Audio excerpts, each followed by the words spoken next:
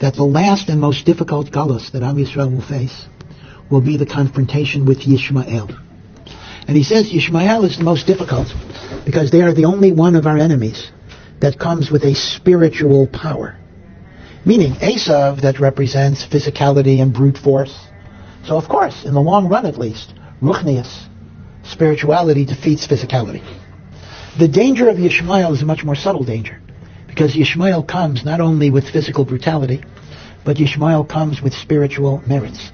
They are a child of Abraham, they have a koach of prayer, they have a merit of Brit Milah, again, which goes back to Abraham. There is a tznius. In fact, one of the things that would be very, very funny if it wouldn't be said, I think Jordan wanted to not allow Israeli teenagers to go to Jordan because they said that they're lowering the standards of adolescent modesty. They felt that the Israeli kids were a bad influence on the Jordanian teenagers. Again, it would be funny if it wouldn't be said, but okay.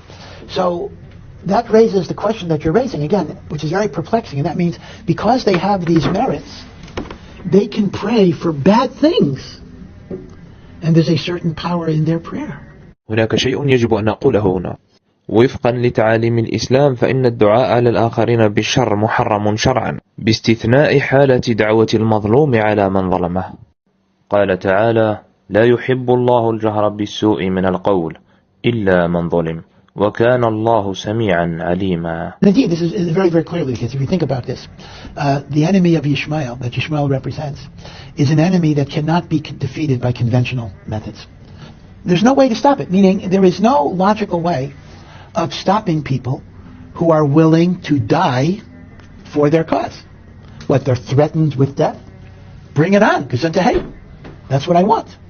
You see, the Nazis, I have to say, at a minimum, if you can say something good about the Nazis, is that they were cowards. So when a Nazi thought he would be killed, starts negotiating when they saw that the end was near. And Hitler was enough of a coward that he took his own life in a quick way rather than facing the consequences. So Nazis were cowards. So cowards can be defeated by overwhelming military force. Mutual assured destruction only works when you either have cowards or at least normal people, people who don't want to die. But when you have people who don't care if they die, then how are you going to stop them? There's nothing you can do. So really, the statement of Rav Chaim Vital that Golus Yishmael is impossible to defeat by conventional military means, is even true in a simple political way. There's no way. You do your Ishtadlus, but there's no particular way that you can guarantee anything. So the dilemma is we need spiritual ways of defeating them.